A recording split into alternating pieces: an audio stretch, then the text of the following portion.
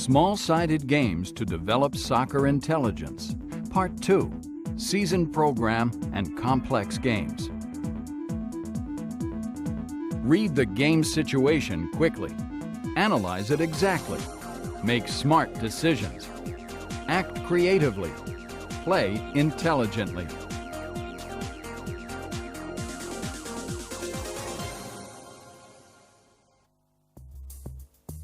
An ounce of intelligence is worth more than a pound of muscle.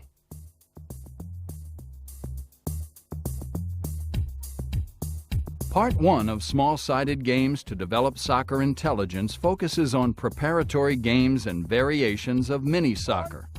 Step by step, the players learn to read game situations quickly and react intelligently.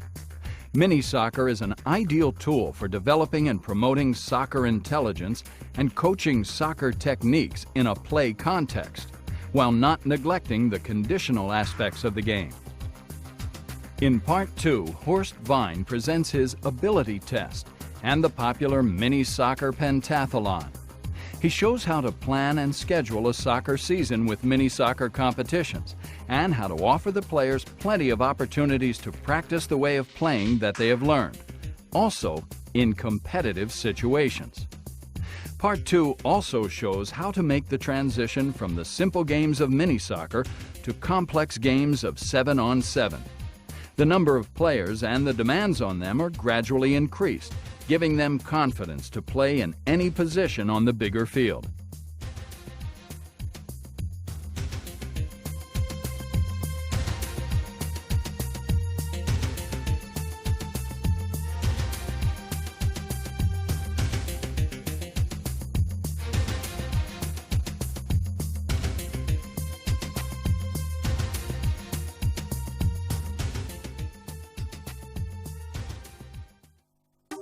The Soccer Ability Test consists of 3 different competitions.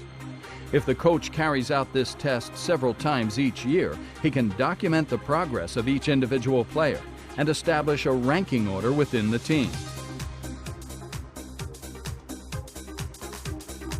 In the first competition, the players show how well they have mastered the one-on-one situation.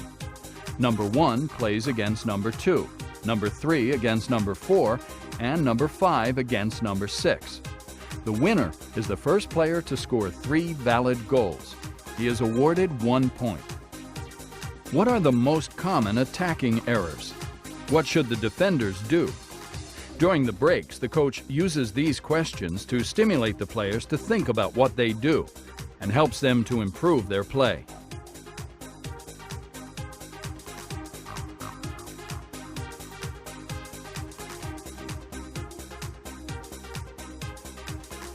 Players 1, 2, and 3 form one team, and players 4, 5, and 6 form another. 2 members of one team play against 2 members of the other team. The third player waits on the touchline.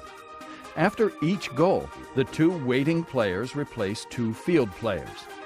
The game lasts for 3 periods of 3 minutes. Each member of the winning team is awarded 2 points for the test.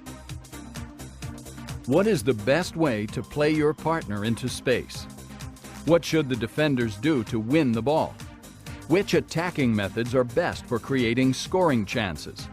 These are questions that the coach asks in the intervals between the 3 periods of play.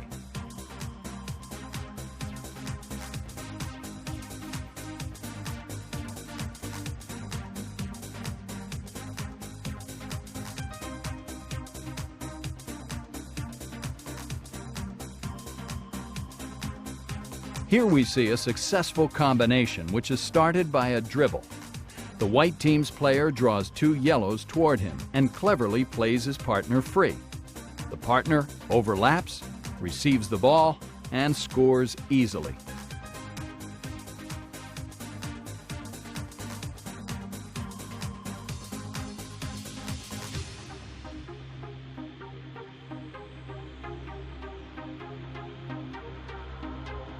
A skillful 1-2 also has a good chance of success in a 2-on-2 situation, as can be seen here.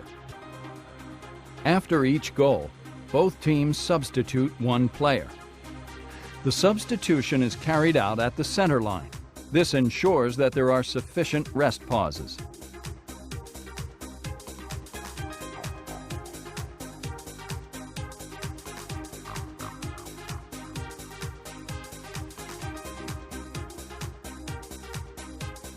The third part of the ability test is a mini soccer game of 3-on-3. Now players 1, 2, and 4 play against numbers 3, 5, and 6 for 3 periods of 3 minutes. The intervals are 90 seconds long as there are no substitutes. At the end of the game, each player of the winning team is awarded 3 points. The player with the highest number of points from the 3 competitive games wins the mini soccer ability test. If 2 players have the same number of points, they play 1-on-1 to decide the final winner. If 12 players take part in the test, they are organized into 2 groups of 6. The top 3 players in each group qualify for the final round. The other players take part in the runners-up round. If there are 18 players, they are organized into 3 groups. The first 2 players in each group qualify for the final. The numbers 3 and 4 in each group take part in the B round, and the numbers 5 and 6 take part in the C round.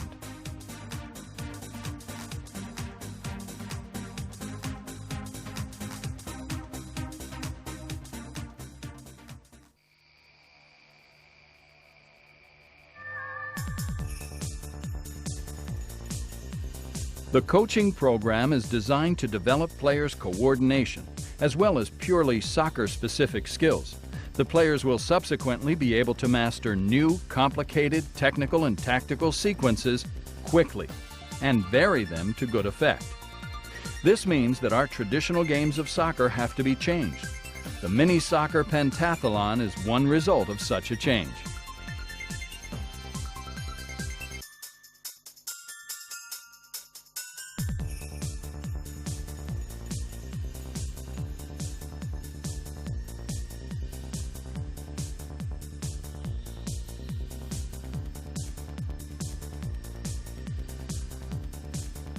The first of the 5 events of the pentathlon is mini soccer with 1 player remaining inside the shooting zone.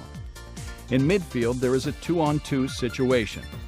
1 player covers his 2 teammates, cleverly takes up positions where they can pass to him, and switches the play quickly to the other flank. This game shows which team has mastered the art of playing without the ball. Players who make runs into space create more room for the player who has the ball and pull defenders out of position, making it difficult for them to win possession. The covering player has a good overview and is ideally placed to dictate the play. A sudden switch to the other flank can confuse the opposition and create goal-scoring chances, which clever players can take advantage of. An accurate pass into the channel behind the 2 defenders immediately signals danger for the defending team. The coach repeatedly encourages the players to communicate and discusses their errors in the intervals.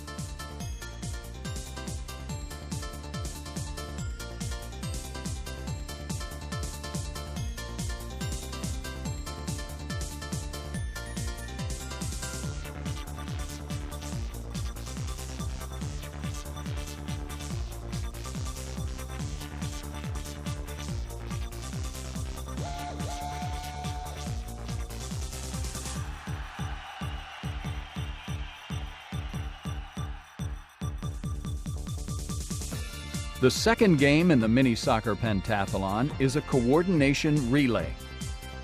The teams stand in a line near their goal.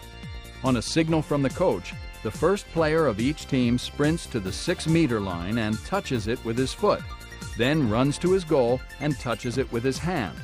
Finally, he sprints to the cone in the center of the field.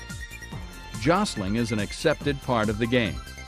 On the way back, the player leaps over a 2-meter wide ditch marked by 2 balls or cones. Finally, he runs back to the goal and taps the next player, who then takes his turn. Each player runs twice.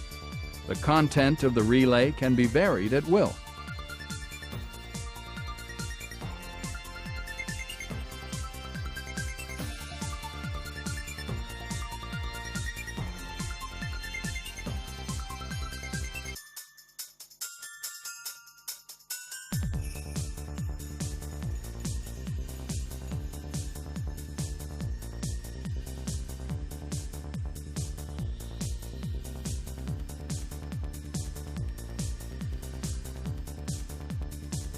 The third game focuses on through passing to a front runner. Each team has one attacker in the shooting zone where he runs into positions to receive passes from his teammates in midfield. This front runner and the midfielders are not allowed to leave their assigned zones. After each second goal, the front runner swaps places with one of the midfielders. In the second half of the game, the attackers are not allowed to score. The midfielders must therefore push forward quickly to score a goal. The opposition players are also allowed to leave the midfield so that they can challenge the attackers and prevent them from scoring. A good understanding between passer and front runner is very important.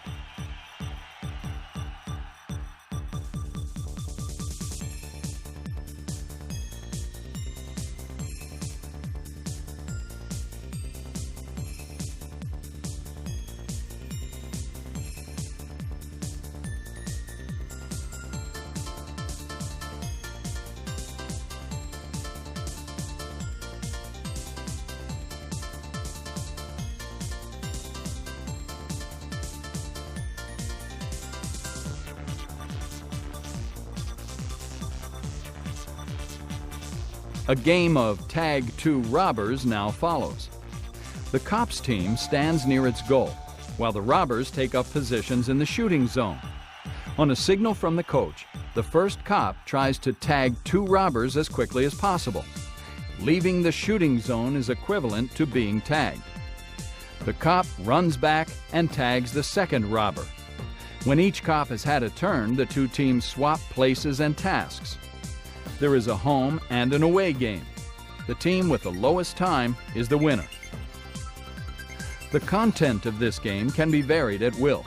All types of tag games are important for soccer players. They improve their decision-making skills and, not least, their coordination. Rapid changes of pace and direction improve the reflexes of all the players. One thing should not be forgotten.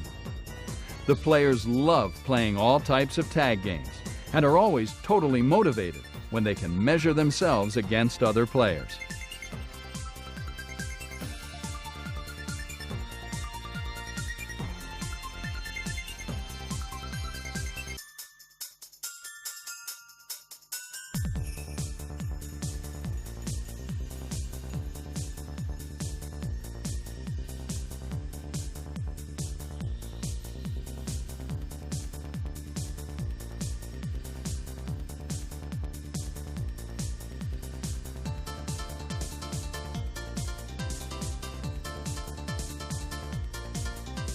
The last game of the soccer pentathlon is a mini soccer game of 3-on-3.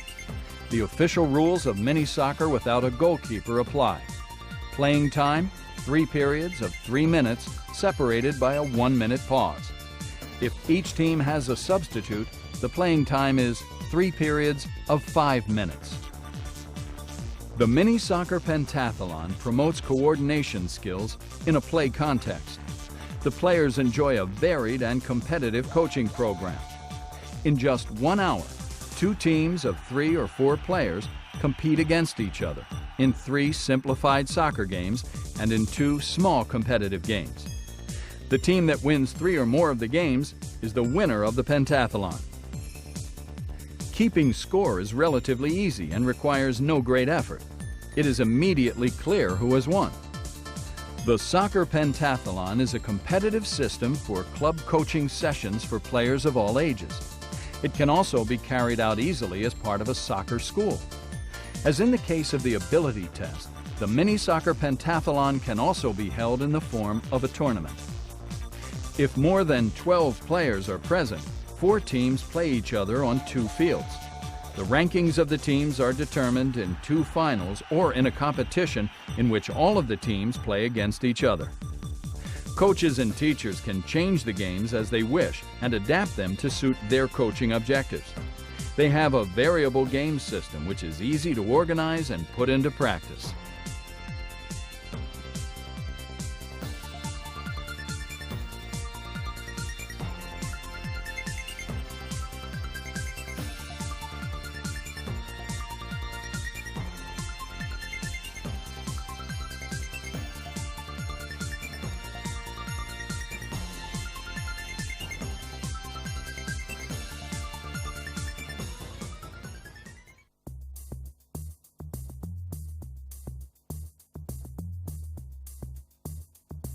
The following scrolled text shows a possible competition structure for a season. You can adapt it to suit the length and time of your season. Besides the official games, clubs should organize a club internal mini soccer league. Fantastic learning results can be achieved and are an argument in favor of this project. Each week there is a different mini soccer variation. The coaches prepare the players for the new games in the coaching sessions. The players develop their playing ability step by step. They also improve their basic skills and become more familiar with using them.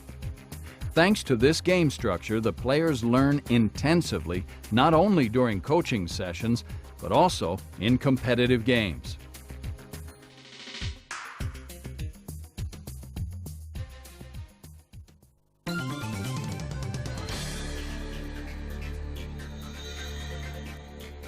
Week 1. Mini soccer with one defender behind the 6-meter line is on the schedule. We have already described this game in detail in connection with the mini soccer pentathlon.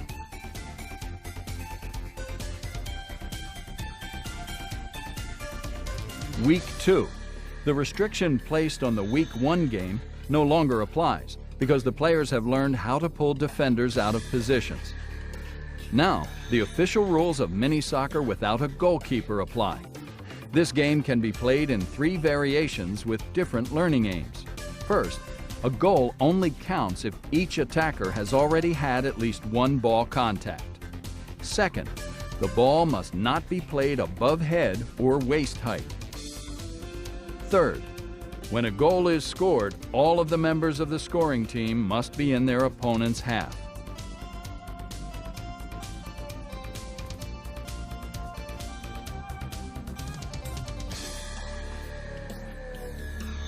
Week 3. We play mini soccer with dribbling the ball over a goal line. More advanced players can be asked to carry out additional tasks. The players have to demonstrate a trick on the goal line, such as Zidane's spin. You can find a detailed description of this game in Part 1 and in the supplement on this DVD.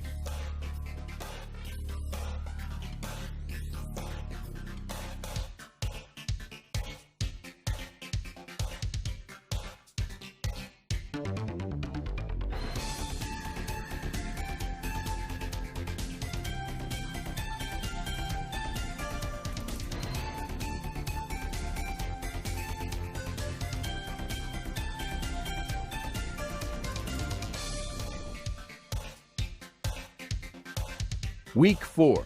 The teams play mini soccer with diagonally opposite goals. This game improves the awareness of the players and increases their field of perception to 360 degrees. The players have to create and exploit 2-on-1 situations before their opponents strengthen their defense, win possession, and score themselves.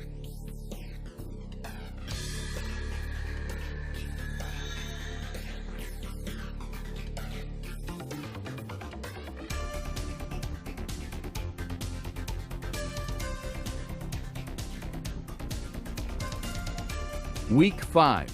The team can only attack after it has strung together at least 3 passes after winning possession. Alternatively, it can be required to make 4 passes or retain possession for a given time. In this way, the players learn to retain possession by passing to each other and selecting safe passing paths.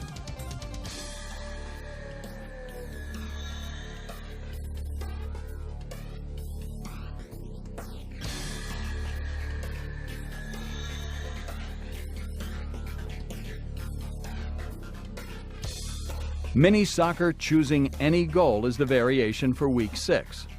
There are 4 goals, but only 3 defenders. One goal is therefore always undefended. Only a player with good awareness realizes quickly enough which goal he can attack without meeting any resistance.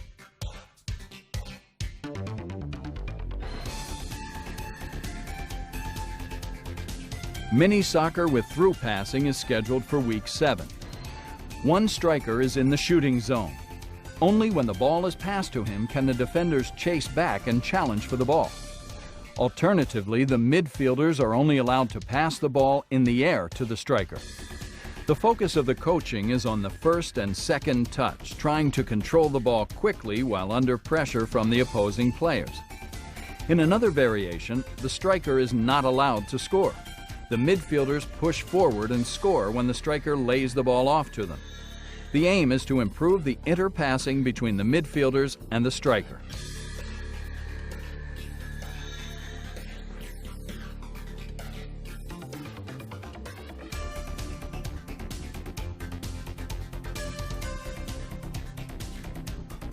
Week 8, the Make It, Take It game helps the players to learn how to switch rapidly. After a goal is scored, the scorer immediately passes the ball to a player who is running into space in midfield. The defending team can only challenge for the ball outside the shooting zone. The attackers should exploit this small advantage to close down space in midfield. The winner is the team that scores the most goals.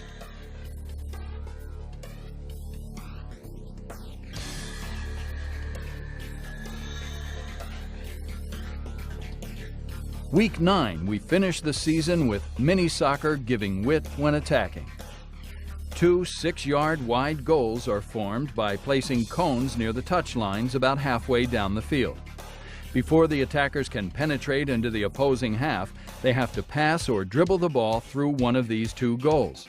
The players learn to build up attacks down the flanks and to switch the play to the other flank if it is easier to advance there.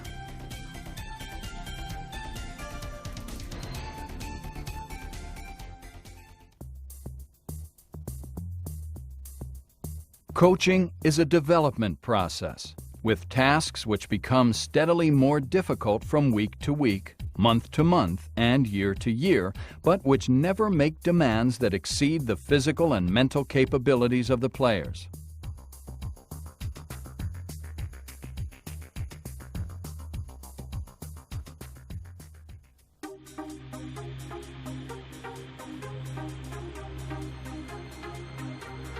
This is the official playing field for 7-on-7.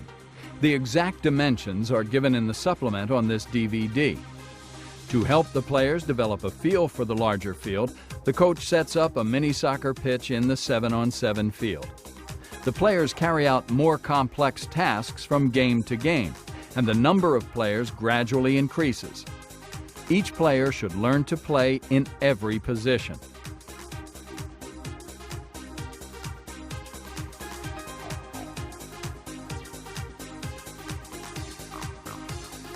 This is the basic setup for 3-on-3 without a goalkeeper. The mini soccer field with 4 small goals is used, but the players gain an impression of the 7-on-7 field with the 2 large goals. The players repeat all the ways of playing that they have learned in the mini soccer variations. They retain possession of the ball when necessary. They create 2-on-1 situations and quickly exploit them to score. Their positional play is good, and they are able to spot free space, enabling them to mount fast counterattacks. Here we see a variation with one defender who stays behind the 6-meter line to cover his teammates and bring his midfielders into the play. Alternatively, the players can move at will within the limits of the mini soccer field. The action radius of the 3rd player of each team is therefore no longer restricted. In another variation, the small goals are replaced by cone goals. A goal is scored when a player dribbles the ball over one of the 2 goal lines. The next variation focuses on through passing. Each team has one attacker in the shooting zone who takes up positions where he can receive a through pass from midfield. An interesting variation is when a goal can only be scored from outside the shooting zone. The emphasis is on accurate shooting.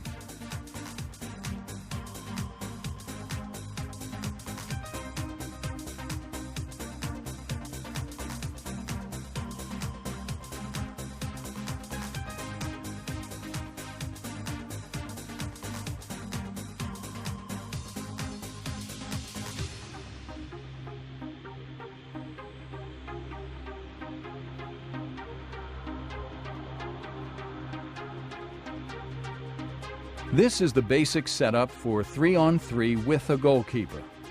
Each goalkeeper guards 2 goals, which are 8 meters apart. The goalkeepers observe the play and adjust their position to the game situation. They concentrate on the actions of the field players so that they can recognize early which goal will be attacked. They must always be prepared to switch to the other goal if the opposing team suddenly switches its point of attack. The attackers adjust their passing to the way the defenders play, and in particular to the positioning of the opposing team's goalkeeper. Passers try to disguise where and when they will pass the ball. This is the last game that takes place within the limits of the mini-field. All of the other games are carried out using the 7-on-7 field with a goal measuring 6 by 2 meters.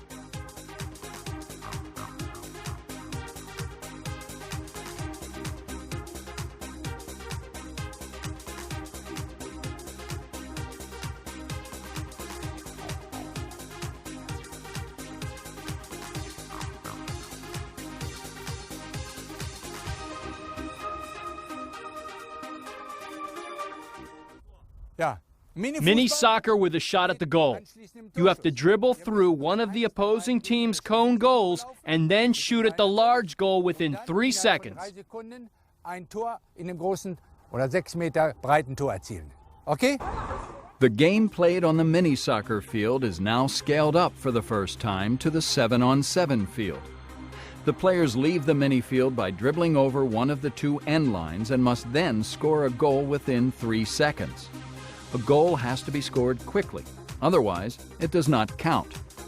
Once the attacker has crossed the mini field end line, the defenders are no longer allowed to challenge him.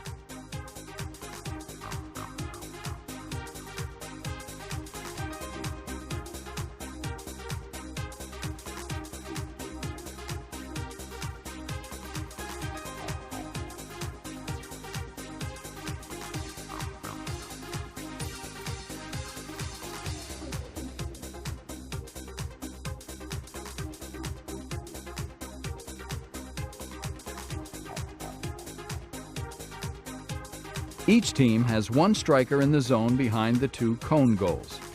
In midfield, there is a 3-on-3 situation. By clever passing or sudden dribbles, the midfielders try to create an opening to pass the ball through a cone goal to the striker. The size of the cone goals depends on the level of skill of the players. The strikers watch how the play develops and take up positions to receive a through pass. After controlling the ball in the zone, the striker must shoot at the large goal within 3 seconds to score a valid goal.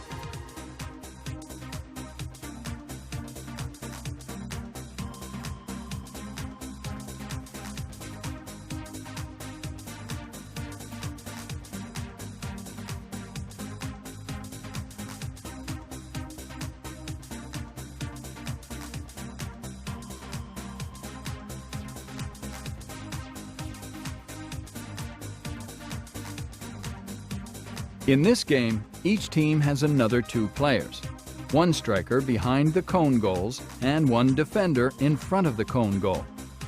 Each team therefore consists of 6 field players and 1 goalkeeper.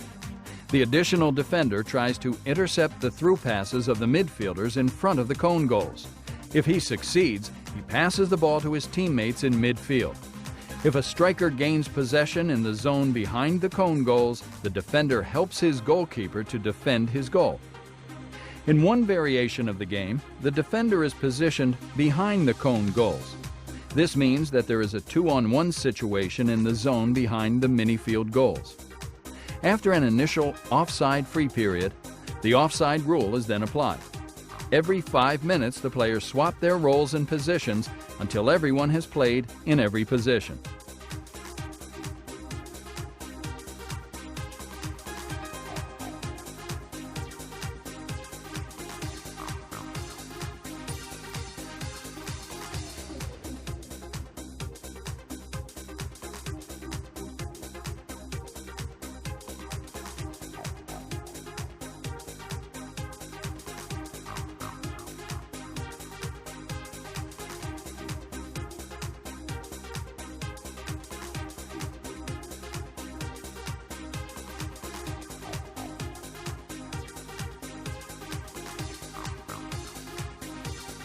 One of the whites will now play a through pass. A white can then push forward to support the attack, and one of the blues can fall back to help the defense. This means that instead of 2-on-1, we have 3-on-2.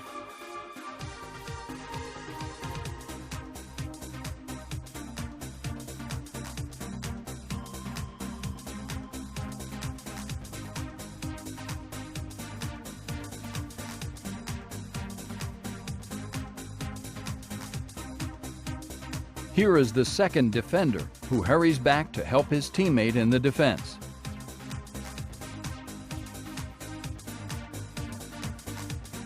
This is the third attacker, who pushes forward from the midfield and tries to score a goal.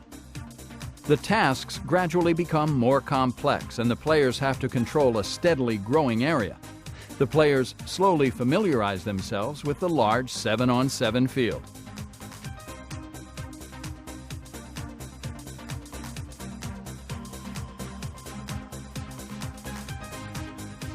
Now the 4 cone goals are removed.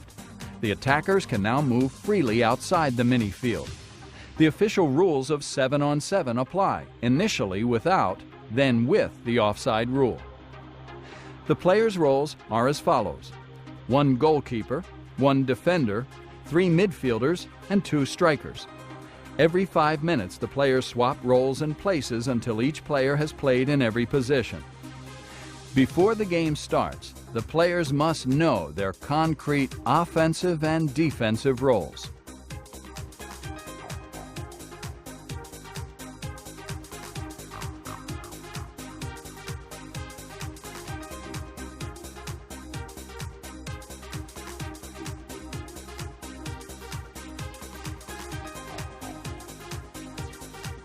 Now pay attention.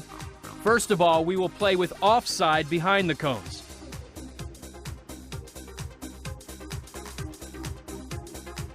Our players are now fully aware of the official rules for the game of 7-on-7. Everything else is up to them. We wish you lots of success when you try out the many attractive games which are ideal for developing and promoting the soccer intelligence of your players.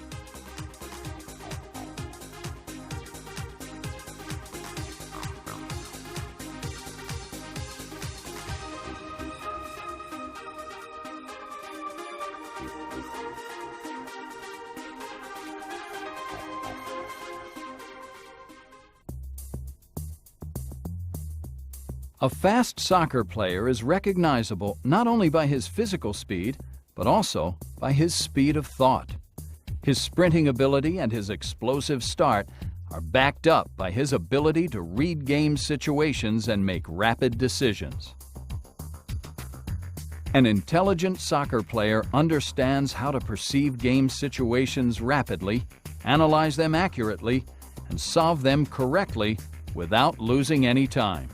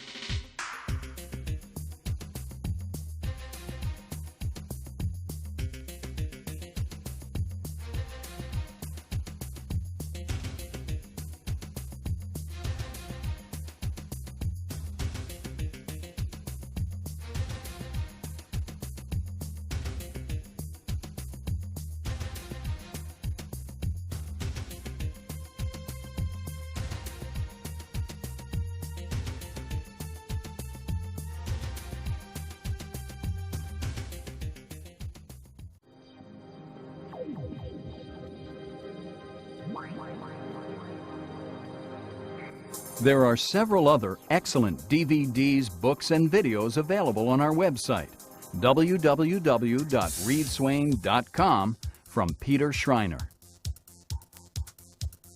On DVD and video, coordination, agility, and speed training for soccer provides step-by-step progressions of over 200 exercises to increase players' speed, balance, agility, footwork, and turning ability. Also on DVD and video, Coordination and agility training with a soccer ball combines technical training with coordination. The exercises allow the players to practice technique at game-like intensity levels while improving their overall fitness, coordination, explosiveness, quickness, and agility. The Companion Book: Coordination, Agility, and Speed Training for Soccer. Get the most out of your agility ladder with Peter Schreiner's book, Effective Use of the Agility Ladder for Soccer. Full of fun and effective games and drills, Coaching Youth Soccer covers every aspect of youth coaching with clear and easy-to-follow diagrams and instructions.